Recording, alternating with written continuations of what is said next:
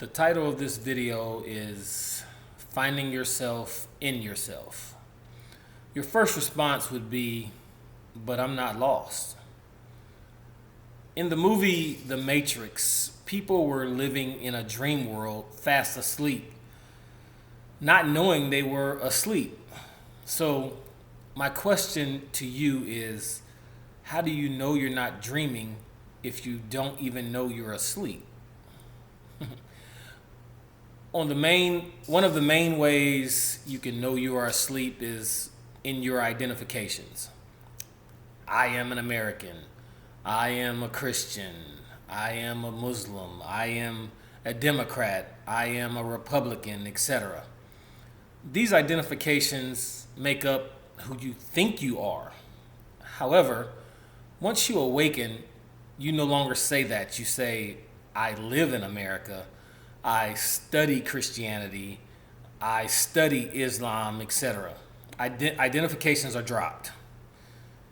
Once you identify with something, it becomes a part of your belief system. You incorporate it into who you think you are. It's even affecting the way you are listening to this video right now. Sleeping people listen to confirm what they believe. Awake people listen to discover something new. Sleeping people get offended when you say something contradictory to their beliefs. People who are awake are open to the truth no matter what the consequences are. Remember what I said in my last video? To be awakened is to not be at the mercy of any event, thing, or person. No event, thing, or person has any power over you. People who are asleep have given others the remote control to their lives. When someone presses the button and say, I like you, beep, and you lighten up like, oh man, they like me. Oh man, that's great. And if they say, I don't like you, beep, oh man, that ain't cool. You ready to fight. This is the consequences of identification. This is being a slave. Once you awaken, you take the remote control of your life back in your possession. You become free. No one holds any power over you. Nothing they say or do has any effect on you. That's the true power of being awake and free.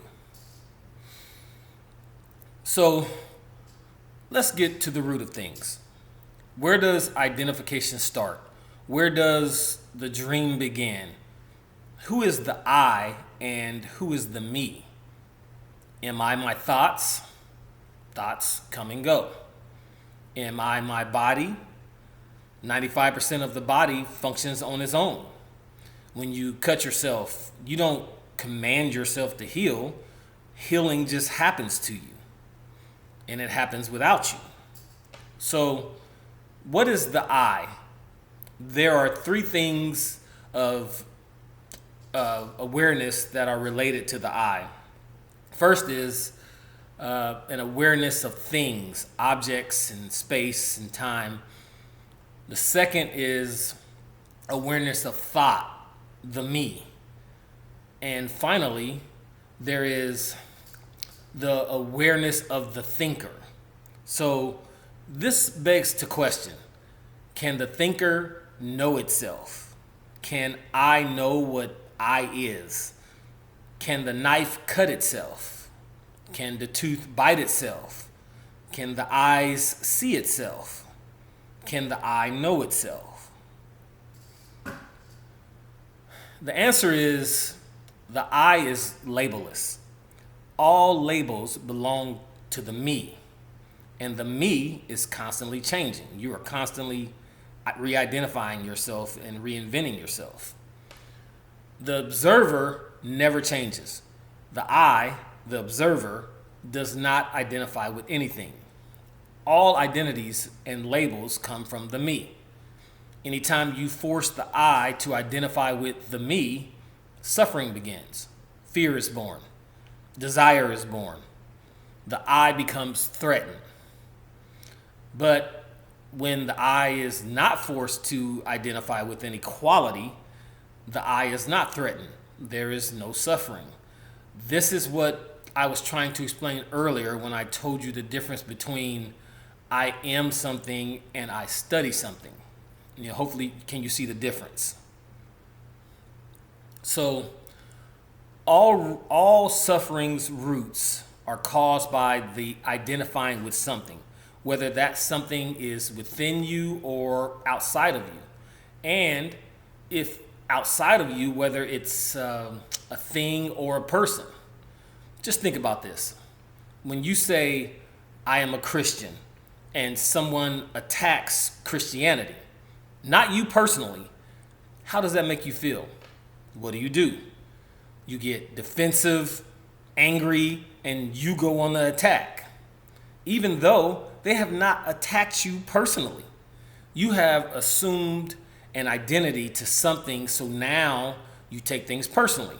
And because of that, suffering follows.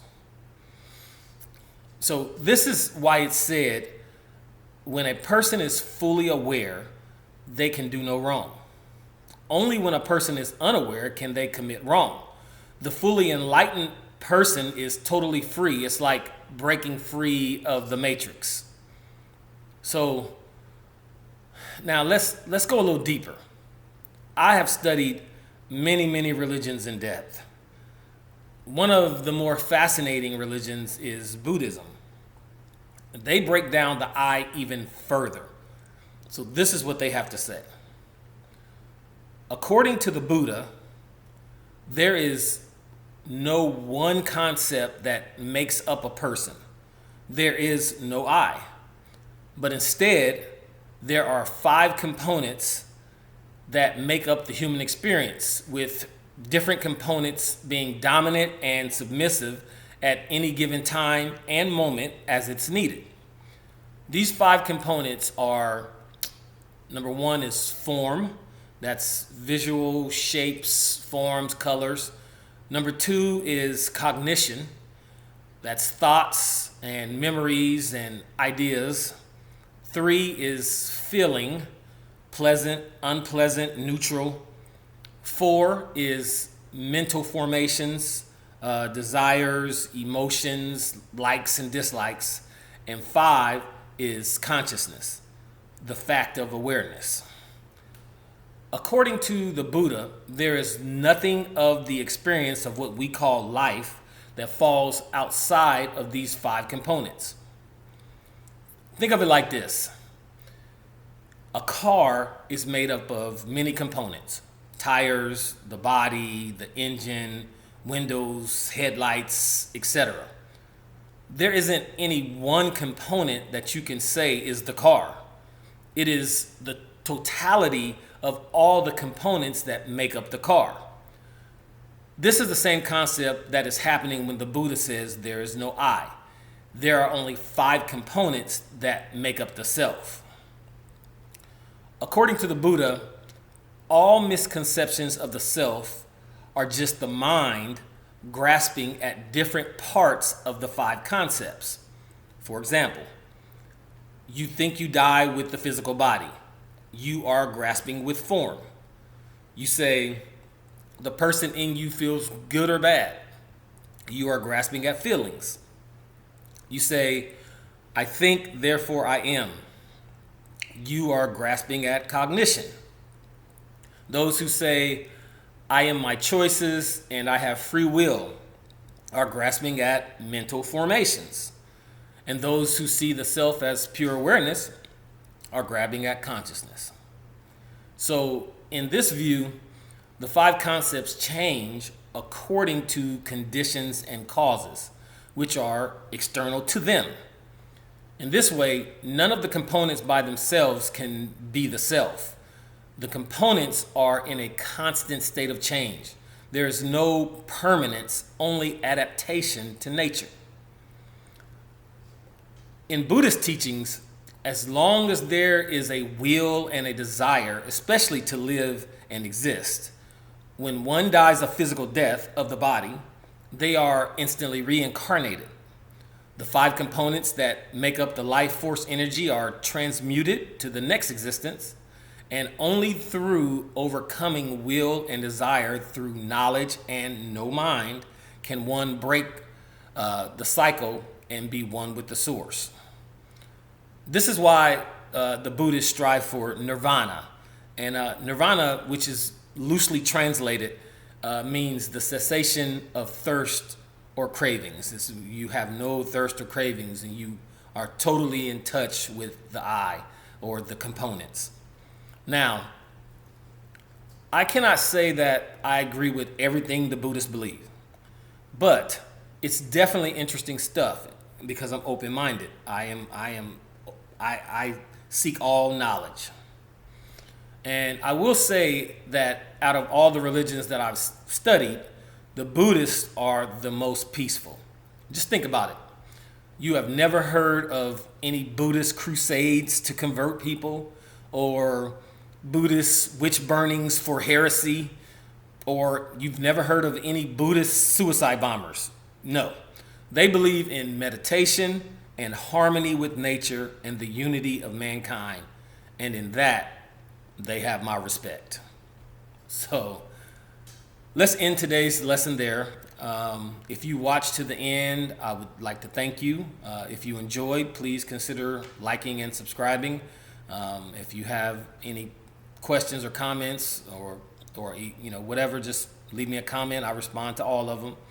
I try to post a new video every Sunday. And if you like this kind of content, please consider checking out my book, The Boy, the Master, and the 7 Questions. It's available on all book platforms, Amazon, Barnes and Nobles, Books A Million, and all that. So thank you for all your support. And till we meet again, I am Akashic, and namaste.